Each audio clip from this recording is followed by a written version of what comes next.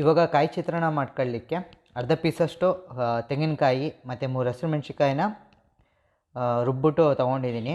ನಂತರದಲ್ಲಿ stove on ಮಾಡಿ ಒಂದು ಕಡಾಯಿನ ಇಟ್ಟು 2 ಟೇಬಲ್ ಸ್ಪೂನ್ ಎಣ್ಣೆ ಕಾದ್ಮೇಲಿಂದ ಸ್ವಲ್ಪ ಕಡಲೆ ಬೀಜನ ಗರ್ಮಿ ಆಗೋವರೆಗೂ ಹುರ್ಕೊಂಡು ಅದಕ್ಕೆ ಸ್ವಲ್ಪ ಸಾಸಿವೆ, ನೆನೆಸಿರುವಂತಹ ಕಡಲೆಬೇಳೆ, ಉದ್ದಿನಬೇಳೆ ಇದನ್ನು ಕೂಡ ಸ್ವಲ್ಪ ಫ್ರೈ ಮಾಡಿಕೊಂಡು ಚಾಪ್ ಮಾಡಿರೋ ಒಂದು ಈರುಳ್ಳಿ, ಒಂದು ಕಡ್ಡಿ ಕರಿಬೇವು ಹಾಕಿ ಸಾಟೆ ಮಾಡಿಕೊಂಡು ಅದಕ್ಕೆ ಇವಾಗ ಚಿಟಿಕೆ ಅರಿಶಿನ ಪುಡಿನೂ ಕೂಡ ಹಾಕ್ಬಿಟ್ಟು ಮತ್ತೆ ಇನ್ನೊಂದು ರೌಂಡು ಸಾಟೆ ಮಾಡ್ಕೊಳ್ಳಿ. ಇವಾಗ ಈ ಮೊದಲೇ ರುಬ್ಬಿರುವಂತಹ ಕಾಯಿ ಮತ್ತು ಹಸಿರುಮೆಣ್ಸಿಕಾಯಿ ಮಿಶ್ರಣನ ಹಾಕಿ ಬಾಡಿಸ್ಕೊಳ್ತಾ ಚಿಟಿಕೆ ಉಪ್ಪು ಮತ್ತು ಇಂಗನ್ನು ಹಾಕಿ ಸ್ವಲ್ಪ ಎಣ್ಣೆ ಬಿಟ್ಕೊಳ್ಬೇಕು, ಬಾಣಲಿಯಿಂದ ಎಣ್ಣೆ ಬಿಟ್ಕೊಳ್ಬೇಕು. ಅಲ್ಲಿ ತನಕ ಸ್ವಲ್ಪ ಬಾಡಿಸ್ಕೊಂಡ್ರೆ ಗೊಜ್ಜು ರೆಡಿ ಆಗುತ್ತೆ. ನಂತರದಲ್ಲಿ ಈ ಮೊದಲೇ ನಾನು ಮುಕ್ಕಾಲು ಪಾವು ರೈಸನ್ನು ಕುಕ್ ಮಾಡ್ಬಿಟ್ಟು ತೊಗೊಂಡಿದ್ದೆ.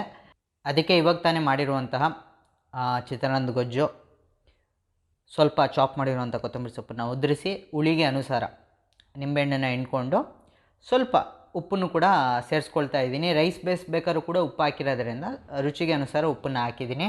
ಇವಾಗ ಒಂದು ರೌಂಡ್ ಚೆನ್ನಾಗಿ ಮಿಕ್ಸ್ ಮಾಡಿಕೊಂಡ್ರೆ ಕ್ಲಾಸಿಕ್ ಆಗಿರುವಂತಹ ಕಾಯಿ ಚಿತ್ರಾನ್ನ ರೆಡಿ.